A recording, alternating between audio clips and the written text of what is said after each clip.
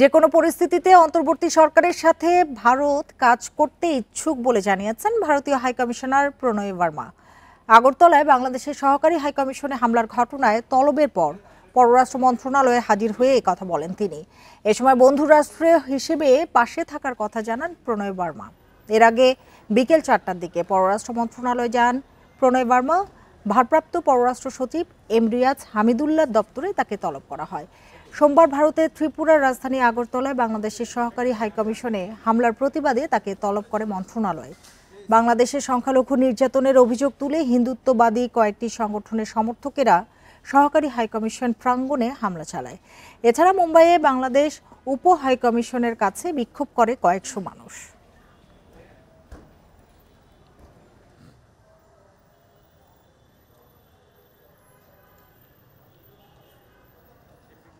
multifaceted relationship, and as I've said, দুই একটি ইস্যুকে কেন্দ্র করে বাংলাদেশ ভারতের সম্পর্ক মূল্যায়ন করা ঠিক নয়। আমাদের মধ্যে পারস্পরিক স্বার্থ সংশ্লিষ্ট অনেক বিষয় রয়েছে, পারস্পরিক নির্ভরতাও রয়েছে, যা দুই দেশের জনগণের জন্য খুবই গুরুত্বপূর্ণ। ভারত অন্তর্বর্তী সরকারের সঙ্গে কাজ করতে ইচ্ছুক। অর্থনীতি সহ বিভিন্ন ক্ষেত্রে আমরা একসাথে কাজ করে যাব। to mutual benefit, and we will keep ensuring that ভারতের ত্রিপুরার আগরতলায় বাংলাদেশের সহকারী হাইকমিশনের কার্যক্রম বন্ধ করে দিয়েছে পররাষ্ট্র মন্ত্রণালয়। নিরাপত্তাহীনতায় পরবর্তী নির্দেশ না দেওয়া পর্যন্ত এই সিদ্ধান্ত কার্যকর থাকবে। আগরতলায় বাংলাদেশের সহকারী হাইকমিশনের প্রথম সচিব মোহাম্মদ আলামিন এ সংক্রান্ত বিজ্ঞপ্তি দেন। এতে বলা হয়, সহকারী হাইকমিশনের সব ধরনের ভিসা ও কনসুলার সেবা বন্ধ থাকবে। সোমবার দুপুরে চিন্ময় কৃষ্ণ দাসের গ্রেপ্তারের প্রতিবাদে আগরতলায় বাংলাদেশ সহকারী হাইকমিশনে ভাঙচুর ও জাতীয় পতাকা নামিয়ে ফেলে কতিপয় উচ্ছৃঙ্খল জনতা। এ ঘটনায় করা মামলায় 7 জনকে গ্রেপ্তার করেছে ভারত সরকার। এছাড়া 3 পুলিশকে বরখাস্ত ও ডিএসপি পদমর্যাদার একজন কর্মকর্তাকে অব্যাহতি দেওয়া হয়েছে। হামলার ঘটনায় দুঃখ প্রকাশ করেছে দিল্লি, আর ক্ষুব্ধ প্রতিক্রিয়া জানিয়েছে ঢাকা।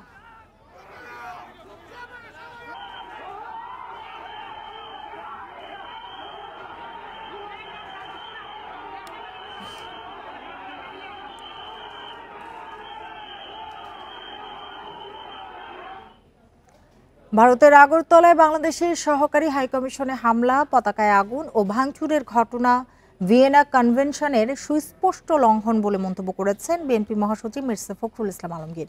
এক বিবৃতিতে এ ঘটনার নিন্দা জানিয়েছেন তিনি। মঙ্গলবার বিএনপি সহ দপ্তর সম্পাদক মোহাম্মদ তাইফুল ইসলাম টিপুর সই করা বিবৃতিতে বলা হয়, সহকারী হাইকমিশন প্রাঙ্গণে আক্রমণ পরিকল্পিত ছিল। হাইকমিশনের ভেতরে ঢুকে বাংলাদেশের পতাকা নামিয়ে তাতে আগুন দেয়া এবং ভাঙচুরের নিন্দা জানিয়ে এতে বলা হয়, এটি ভিয়েনা কনভেনশনের বরখেলাপ। শান্তি বজায় রাখতে ভারত সরকার ও ভারতীয় জনগণের প্রতি অনুরোধ জানান মির্জা ফখরুল। ফ্যাসিস্ট আওয়ামী লীগের যেসব নেতা ভারতে রয়েছেন তাদের ফিরিয়ে দিয়ে বিচারে সহায়তার আহ্বানও জানান বিএনপি মহাসচিব।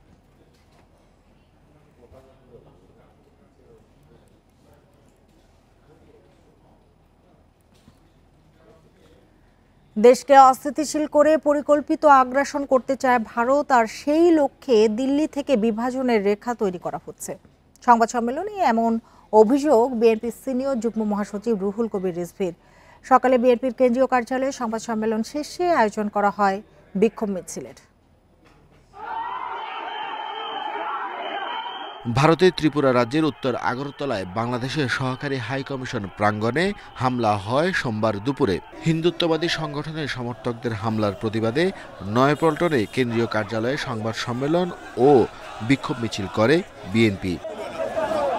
বিক্ষোভ মিছিলে বিএনপির সিনিয়র যুগ্ম মহাসচিব রুহুল কবির রিজভীর অভিযোগ, পশ্চাৎ চিন্তাধারার সাম্প্রদায়িক গোষ্ঠী এখন ভারত শাসন করছে। তারা এদেশের ছাত্র জনতার আন্দোলন নিয়েও সেখানকার মিডিয়াতে কুৎসা রটাচ্ছে। দুঃখের বিষয় হলো, কিছু ধর্মীয় উগ্রবাদী ক্ষুদ্র গোষ্ঠী ভারতের চরম সাম্প্রদায়িক সংগঠন বিজেপির প্রত্যক্ষ মদদে উস্কানিতে বাংলাদেশে অস্থিরতা সৃষ্টির অপচেষ্টা চালাচ্ছে। ভারতের সাধারণ জনগণের বিরুদ্ধে বাংলাদেশের জনগণের কোনো শত্রুতা নেই। শেখ হাসিনার পতন মানতে পারছে না ভারত, রাষ্ট্রীয় পৃষ্ঠপোষকতায় বাংলাদেশের বিরুদ্ধে অপপ্রচার চালাচ্ছে বলে অভিযোগ রিজভীর। এছাড়া ভারতে থাকা বাংলাদেশিদের নিরাপত্তার প্রয়োজনে দেশটিতে শান্তিরক্ষী বাহিনী মোতায়েনের জন্য জাতীয় সংঘে প্রস্তাব দিতে অন্তর্বর্তী সরকারের প্রতি আহ্বান জানিয়েছেন তিনি। ভারতের আইন শৃঙ্খলা রক্ষাকারী বাহিনী আমাদের হাই কমিশনের নিরাপত্তা দিতে ব্যর্থ হয়েছে। সেখানে বাংলাদেশ মিশনের কর্মকর্তা কর্মচারীরা নিরাপত্তাহীনতায় ভুগছে। এই অবস্থায় বাংলাদেশ সরকারের উচিত হবে জাতিসংঘের শান্তিরক্ষা বাহিনীর সহায়তা চাওয়া। ভারতের সুদূর প্রসারে আগ্রাসন চালানোর চেষ্টা কোনোভাবেই সফল হবে না বলে মন্তব্য করেন বিএনপির এ নেতা। Arafatur Rahman, independent News, Dhaka. ত্রিপুরার আগরতলায় বাংলাদেশের হাইকমিশনে হামলার প্রতিবাদে বিভিন্ন জেলায় বিক্ষোভ করেছে বিএনপি। এছাড়া আলাদাভাবে বিক্ষোভ করেছে শিক্ষার্থীরাও। প্রতিবাদ সমাবেশে ভারতীয়দের আচরণে হতাশা প্রকাশ করেন বক্তারা। অভিযোগ করেন ভারতীয় মিডিয়া মিথ্যা তথ্য ছড়িয়ে বিশৃঙ্খলা সৃষ্টিতে উস্কানি দিচ্ছে।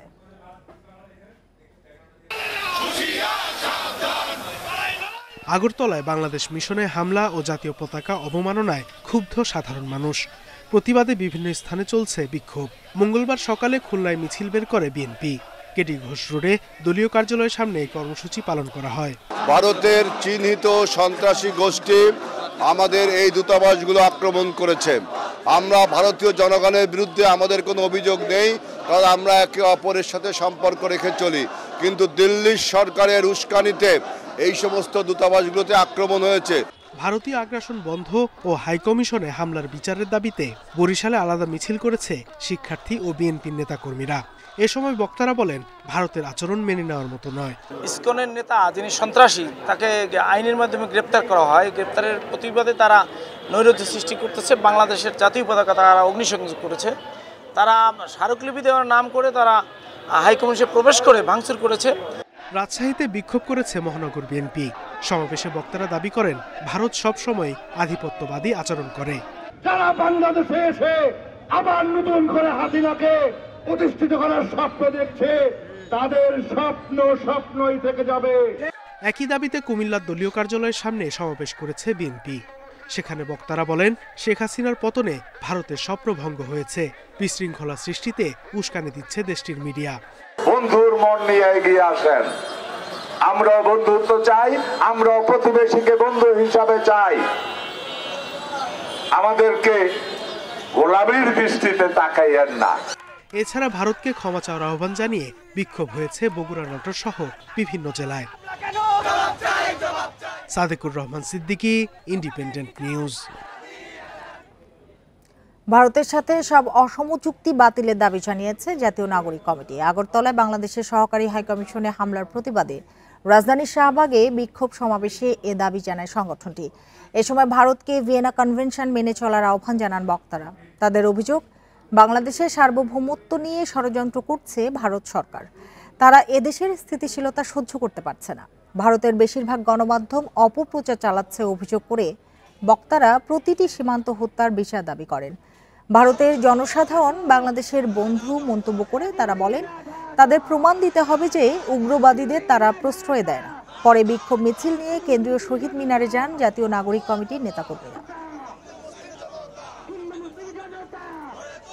ইন্টারন্যাশনাল যে আইন রয়েছে সেটার লঙ্ঘন, আপনারা যদি সেখানে ব্যবস্থা নিতে না পারেন, আন্তর্জাতিক যে মোড়লরা রয়েছেন আগ্রাসনবাদী শক্তিকে যদি দমাতে না পারেন, বিশ্ব শান্তি শৃঙ্খলা সেখানে নষ্ট হবে।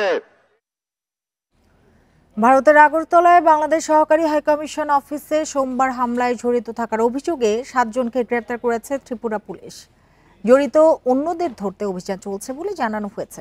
দায়িত্বে অবহেলায় জড়িত থাকার অভিযোগে ত্রিপুরা সরকার সাসপেন্ড করেছে 3 জন পুলিশ সদস্যকে। ভবিষ্যতে আগরতলায় বাংলাদেশ সহকারী হাইকমিশনে এ ধরনের ঘটনা এড়ানোর লক্ষ্যে জোরদার করা হয়েছে নিরাপত্তা। বাংলাদেশ দূতাবাসে হামলার ব্যাপারে নিউ ক্যাপিটাল কমপ্লেক্স পুলিশ স্টেশনে একটি মামলা দায়ের করা হয়েছে।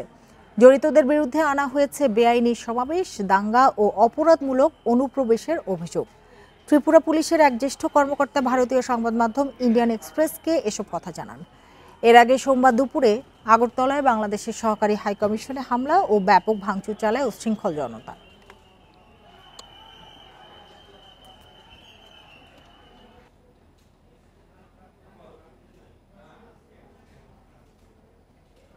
জাতীয় ঐক্যের ডাক দিতে দেশের প্রধান রাজনৈতিক দলগুলোর পাশাপাশি ধর্মীয় নেতাদের সঙ্গে সংলাপে বসেছেন অন্তর্বর্তী সরকারের প্রধান উপদেষ্টা ডক্টর মোহাম্মদ ইউনূস।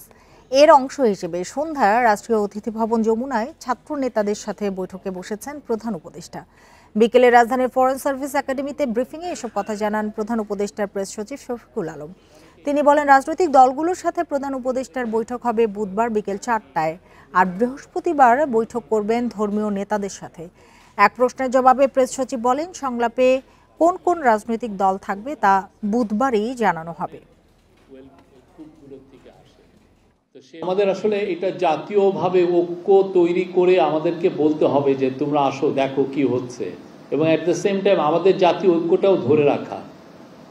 আমাদের জাতীয় ঐক্যটা এইখানে খুব জরুরি, কারণ আমাদের দেশকে নিয়ে এক ধরনের মিস ইনফরমেশন ছড়ানো হচ্ছে। আমাদের দেশের ইমেজের একটা প্রশ্ন আছে এখানে। এ নিয়ে আরো জানাতে রাষ্ট্রীয় অতিথি ভবন যমুনা থেকে যোগ দিয়েছেন সহকর্মী ইজাজুর রহমান। ইজাজ, শুরুতেই জানতে চাই যে বৈঠকটি কোন পর্যায়ে রয়েছে, আলোচ্য বিষয় কি সেটি জানা গেছে কিনা?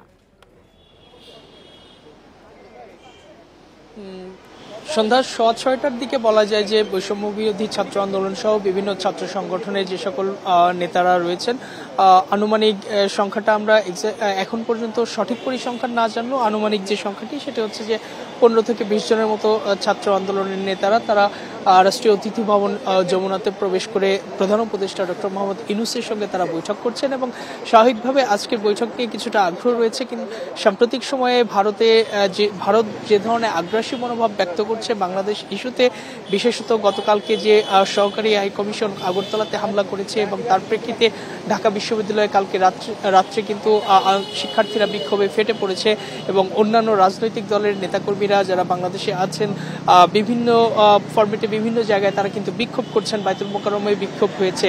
সুতরাং এই সাম্প্রতিক পরিস্থিতি বিবেচনায় আজকেও কিন্তু ভারতের রাষ্ট্রদূতকে তলব করা হয়েছিল পররাষ্ট্র মন্ত্রণালয়ে, যার কারণে প্রধান উপদেষ্টা তিনি হয়তো অনুভব করছেন বা তিনি জাতীয় ঐক্যের একটি ডাক দিয়েছেন, যেটি উপদেষ্টার প্রেস সচিব তিনি আমাদেরকে জানালেন এবং সেই ঐক্যের ভিত্তিতেই বলা যায় যে আজকে আন্দোলনরত শিক্ষার্থীরা যারা এর আগে আন্দোলন করেছিল এবং জুলাই আন্দোলনের নেতৃত্ব দিয়েছে তাদের সঙ্গে বৈঠক করছেন এবং বৈঠক শেষ হওয়ার পরে কি নিয়ে আলোচনা হলো, কোনো ধরনের সিদ্ধান্ত হলো কিনা সেটি নিয়ে তারা জানাবেন। এছাড়া আগামীকালকে রাজনৈতিক দলের নেতৃবৃন্দর সঙ্গে কিন্তু বৈঠক হবে, পরের দিন ধর্মীয় নেতাদের সঙ্গে বৈঠক হবে। সব মিলিয়ে এই বৈঠকের মূল লক্ষ্যটা থাকবে হচ্ছে জাতীয় ঐক্য সৃষ্টি এবং দেশের ভিতরে ভারত যতই আগ্রাসী মনোভাব ব্যক্ত করুক না কেন, দেশের ভিতরে যাতে কোনো রাজনৈতিক দল বা কোনো গোষ্ঠী, যেটি বললেন যে আগামীকাল রাজনৈতিক দলগুলোর সাথে বৈঠক হবে, সেই বৈঠকে কোন কোন রাজনৈতিক দল থাকতে পারে কিছু জানতে পেরেছেন? সেটি আমরা প্রশ্ন করার প্রেক্ষিতে তিনি বলছিলেন যে এটি এখনই চূড়ান্ত হয়নি, এটি আপনারা জানতে পারবেন হয়তো রাতের মধ্যে অথবা আগামীকালকে সকালে জানিয়ে দেওয়া হবে যে কোন কোন রাজনৈতিক দলের সঙ্গে বিকেল 4টায় বৈঠকে বসছেন প্রধান উপদেষ্টা। ইজাজ, আপনাকে অনেক ধন্যবাদ আমাদের সাথে যোগ দেওয়ার জন্য। জনগণের রাজনৈতিক ও অর্থনৈতিক অধিকার অর্জন না হলে কোনো সংস্কারই সফল হবে না বলে মন্তব্য করেছেন বিএনপির ভারপ্রাপ্ত চেয়ারম্যান তারেক রহমান। বিকেলে দলের চেয়ারপারসনের কার্যালয়ে এক প্রশিক্ষণ কর্মশালায় তিনি একথা বলেন। বেসরকারি বিশ্ববিদ্যালয় শিক্ষার্থীদের জন্য বিএনপির আয়োজিত কর্মশালায় মত বিনিময় করেন তারেক রহমান। বলেন, ভারতের কাছ থেকে পানির হিস্সা আদায়ে প্রয়োজনে আন্তর্জাতিক আদালতে যাওয়া হবে। বিএনপি ক্ষমতায় গেলে দুর্নীতি দমন, দ্রব্যমূল্য নিয়ন্ত্রণ ও চাঁদাবাজি বন্ধ করা হবে বলেও জানান তিনি। বলেন, শিক্ষা খাতের উন্নয়ন, সব গ্রামে পল্লী চিকিৎসক নিয়োগ ও নারীদের জন্য পারিবারিক কার্ড চালু করবে বিএনপি। কিছু সহযোগিতা করতে পারি, ধীরে ধীরে মানুষগুলো একটা অবস্থানে, শক্তিশালী অর্থনৈতিক অবস্থানে দাঁড়াবে। আমরা যতই সংস্কারের কথা বলি না কেন, আমরা যদি মানুষের রাজনৈতিক সংস্কার বা রাজনৈতিক অধিকার এবং অর্থনৈতিক অধিকার, মনে রাখবেন রাজনৈতিক অধিকার এবং অর্থনৈতিক সাইমেন্টালিস্টলি দুটোকে যদি আমরা প্রতিষ্ঠিত করতে না পারি, কোনো সংস্কার কিচ্ছু কাজে লাগবে না। আমাদেরকে যে কোনো তারেক রহমান বাংলাদেশের আগামী দিনের প্রধানমন্ত্রী মন্তব্য করে বিএনপি নির্বাহী কমিটির সদস্য রুহুল কুদ্দুস তালুকদার দুলু বলেছেন, তাকে রুখতেই হয়রানিমূলক মামলা দেওয়া হয়েছে। বিকেলে নাটোরে এক স্মরণ সভায় কথা বলেন তিনি। বলেন, আইনের প্রতি শ্রদ্ধাশীল হওয়ায় আইনি প্রক্রিয়ার মাধ্যমেই মামলা থেকে খালাস পেয়েছেন তারেক রহমান। জেলা ছাত্রদলের সভাপতি কামরুল ইসলামের সভাপতিত্বে এ সময় আরও বক্তব্য রাখেন জেলা বিএনপির আহ্বায়ক শহীদুল ইসলাম বাচ্চু। তারেক রহমান বাংলাদেশের আগামী দিনের প্রধানমন্ত্রী। উনি যদি বাংলাদেশের হাসিনার পতন হয়েছে তার বিরুদ্ধে মিথ্যা মামলা, তাকে জেল দেওয়া হয়েছে।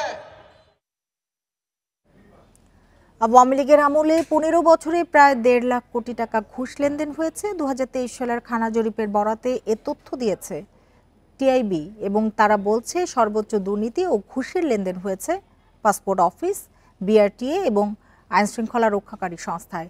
আর গড় ঘুষ বেশি বিচারিক সেবা, ভূমি সেবা ও ব্যাংক খাতে। সকালে রাজধানীতে সংবাদ সম্মেলনে এসব তথ্য জানায় টিআইবি।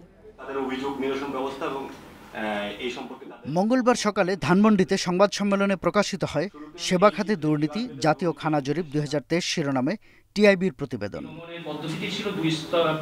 মোট 15,515টি পরিবারের উপর 13 মে 2024 থেকে 3 আগস্ট 2024 পর্যন্ত জরিপ চালানো হয়। 3 মে 2023 থেকে এপ্রিল 2024 পর্যন্ত সময়কে ধরে এ জরিপ চালায় টিআইবি।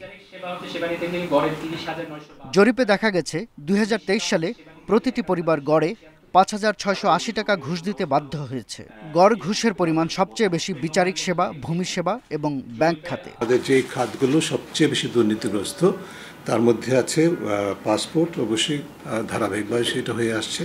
একই সাথে বিআরটিএ এবং আইনশৃঙ্খলা রক্ষাকারী বাহিনী এবং বিচারিক সেবা, যে খাতগুলোর উপর আপনারা লক্ষ্য করেন, বিশেষ করে আইনশৃঙ্খলা রক্ষাকারী বাহিনী, বিচারিক সেবা, তাদের উপর অর্পিত দায়িত্ব কিন্তু হচ্ছে দুর্নীতি নিয়ন্ত্রণ করা। মূলত তারাই কিন্তু আবার দুর্নীতিতে বেশি নিমজ্জিত, সেই কারণেও দুর্নীতির ব্যাপকতা গভীরতা বেশি।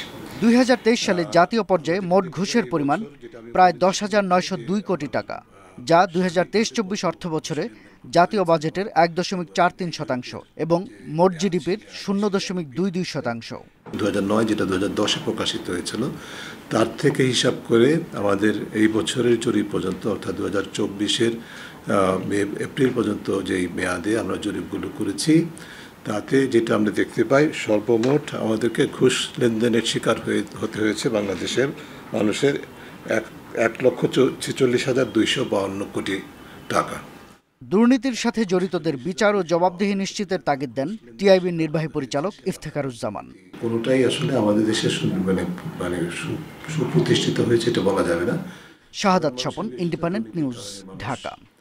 ডেঙ্গু আক্রান্ত হয়ে গত 24 ঘন্টায় আরও 7 জনের মৃত্যু হয়েছে। এ নিয়ে চলতি বছর প্রাণহানি ছাড়ালো 5 শতাধিক। প্রচলিত পরীক্ষায় 49% রোগীর ডেঙ্গু শনাক্ত হয় না। চিকিৎসকরা জানান, তারাই জটিলতায় ভোগেন বেশি। নির্ভুল রিপোর্ট পেতে NS1 এলাইজা ও RT-PCR পদ্ধতিতে ডেঙ্গু পরীক্ষার পরামর্শ দিয়েছেন বিশেষজ্ঞরা। সকালে ন্যাশনাল ইনস্টিটিউট অব ল্যাবরেটরি মেডিসিনের গবেষণায় এসব তথ্য উঠে আসে। ডেঙ্গু শনাক্তে কোন ধরনের পরীক্ষা বেশি কার্যকর সেটি বের করতে গত বছর 200 রোগীর নমুনা পরীক্ষা করে national institute of laboratory medicine. এর মধ্যে RT-PCR ও এলাইজা পদ্ধতিতে 124টি নমুনায় ডেঙ্গু শনাক্ত হয়, আর NS1 ICT পরীক্ষায় ধরা পড়ে 93টি নমুনায়। গবেষণায় দেখা গেছে NS1 ICTর তুলনায় RT-PCR ও এলাইজা পদ্ধতিতে ডেঙ্গু পরীক্ষা বেশি নির্ভুল। ডেন টু সেরোটাইপের হয়তোবা জিনগত কোনো একটা বৈশিষ্ট্য চেঞ্জ হয়েছে, যার জন্য ওই ডেন টু সেরোটাইপের পেশেন্টগুলো NS1 ICTতে পজিটিভ হচ্ছে না। তো যেহেতু ডেঙ্গুর ট্রিটমেন্টে আসলে এমন কোনো পার্থক্য নাই, পজিটিভ হোক নেগেটিভ হোক আমরা CBC করলেও জানতে পারবো, কিন্তু তারপরও কেউ কেউ তো কনফার্ম হতে চায়। এই কনফার্মেশনের জন্যই যখন NS1 ICT নেগেটিভ আসবে তখন আমরা NS1 এলাইজা করার পক্ষে। NS1 ICT পরীক্ষায় সহজে ও অল্প সময়ে ডেঙ্গু পরীক্ষা করা যায়, তবে এই পদ্ধতিতে সঠিক শনাক্তের হার 51%। ফলে অর্ধেক রোগীরই ভুল রিপোর্ট পাওয়ার শঙ্কা থাকে। এতে চিকিৎসা দেরিতে শুরু হলে রোগীর মৃত্যু ঝুঁকি বাড়ে বলে জানান বিশেষজ্ঞরা। যতগুলা সার্কুলেট হচ্ছে ভাইরাস, তার মধ্যে একটাই ভাইরাস যেটাতে প্লাটিলেট কাউন্ট কমে যায়, দ্যাট ইজ দ্য ডেঙ্গি। তো সো ওরকম মানে আপনি ধরেন আবার আরেকটা আছে চিকুনগুনিয়া, এত সিমিলারিটি ডেঙ্গির সাথে কনফিউশনটা হয় আর কি, ডিফারেন্সিয়েট করা ক্লিনিক্যালি খুব মুশকিল হয়ে যায়। NS1 এর সাথে যদি আমরা সিবিসিটা করে হেমাটোক্রিটটা দেখতে পারি আর প্লাটিলেট কাউন্টটা যদি দেখতে পারি, আপনাকে মাথার মধ্যে একটা মানে ইয়া দিয়ে দিবে, যে ক্লু দিয়ে দিবে। 200 নমুনার মধ্যে ডেঙ্গুর ধরন ডেন 2 96 জন, ডেন 3 30 জন এবং ডেন 2 ও 3 তে আক্রান্ত ছিলেন 2 জন রোগী। Hasan Misbah, independent News, Dhaka. দ্রুত সরবরাহ আইনে দায়মুক্তি দিয়ে বিদ্যুৎ খাতে লুটপাটের মডেল তৈরি করে আওয়ামী লীগ সরকার। 1.5 দশকে শতাধিক বিদ্যুৎ কেন্দ্র স্থাপনের কাজ দিয়ে ঘুষ লেনদেন হয়েছে $300 কোটি। সেই সঙ্গে কমপক্ষে 5000 মেগাওয়াট অপ্রয়োজনীয় সক্ষমতার বিদ্যুৎ কেন্দ্র বসিয়ে রেখে ভাড়া গুনেছে $300 কোটি। এভাবে সংঘবদ্ধ লুটপাটে বিদ্যুৎ খাত থেকে লোপাট 72,000 কোটি টাকা। 2009 থেকে 2024 15 বছরে দেশে বিদ্যুৎ উৎপাদন সক্ষমতা 5700 মেগাওয়াট থেকে বেড়ে দাঁড়ায় প্রায় 32,000-এ। এ সময় শতাধিক ছোট বড় বিদ্যুৎ কেন্দ্র অনুমোদন পায়। দ্রুত সরবরাহ আইনে অনেক কেন্দ্রের কাজ পান বেসরকারি বিনিয়োগকারীরা। যেখানে ছিল না কোনো উন্মুক্ত প্রতিযোগিতা, চুক্তি নিয়ে ভবিষ্যতে প্রশ্ন তোলার পথও ছিল রুদ্ধ। এক্ষেত্রে কাজ দিতে সরকারদলীয় প্রভাবশালী রাজনীতিবিদ আমলা পর্যায়ে কমিশন বাণিজ্য হয়েছে। অর্থনৈতিক শ্বেতপত্রের প্রতিবেদনে উঠে এসেছে এমন তথ্য। এই পর্যন্ত 30 থেকে $33 বিলিয়ন বিদ্যুৎ উৎপাদনের ক্ষেত্রে অর্থাৎ জেনারেশনে টোটাল ইনভেস্টমেন্ট হয়েছে। তো আমি একটু কনজারভেটিভলি ধরে নিয়েছি যে অ্যাটলিস্ট 10% তার কিকব্যাক হয়েছে, তাহলে $3 বিলিয়ন হাত বদল হয়েছে এই প্রকল্পগুলো দেওয়ার ক্ষেত্রে। 2016 সালের মহাপরিকল্পনায় 2030 সাল নাগাদ বিদ্যুতের চাহিদা 30,000 মেগাওয়াট ধরা হলেও পরে বেড়ে হয় 40,000। এভাবে দুর্নীতির সুযোগ নিতে নতুন নতুন বিদ্যুৎ কেন্দ্র স্থাপনের পথ উন্মুক্ত হয়। যদিও অতিরিক্ত সক্ষমতা অলস বসিয়ে রেখে বিদেয়ী সরকার বিদ্যুৎ কেন্দ্রের ভাড়া চাপায় জনগণের কাঁধে। 20 বছর ধরে 9% জিডিপি গ্রোথ হবে পার্সপেক্টিভ প্ল্যান, ওইটার থেকে তথ্য নিয়ে ওইটাকে বাড়িয়ে দিয়ে তারা 40 গিগাওয়াটের একটা টার্গেট সেট করেছে। অতি উচ্চ টার্গেট সেট করে তারপরে তারা ব্যাপকভাবে বিদ্যুৎ কেন্দ্র দেয়া শুরু করেছে। প্রায় $3 বিলিয়ন আমরা এই ক্যাপাসিটি পেমেন্ট আমরা অতিরিক্ত দিয়েছি। বিদ্যুৎ কেন্দ্র স্থাপন ছাড়াও সারা দেশে শতভাগ বিদ্যুতায়নে বিতরণ ও সঞ্চালন লাইন নির্মাণ, মিটার কেনাকাটায় ব্যয় হয়েছে হাজার হাজার কোটি টাকা। শ্বেতপত্রে এসব খাতে দুর্নীতির চিত্র স্পষ্ট হয়নি বলছেন বিশ্লেষকরা। Hari Saha, Independent News, Dhaka. আর এতক্ষণ সাথে থাকার জন্য ধন্যবাদ সবাইকে।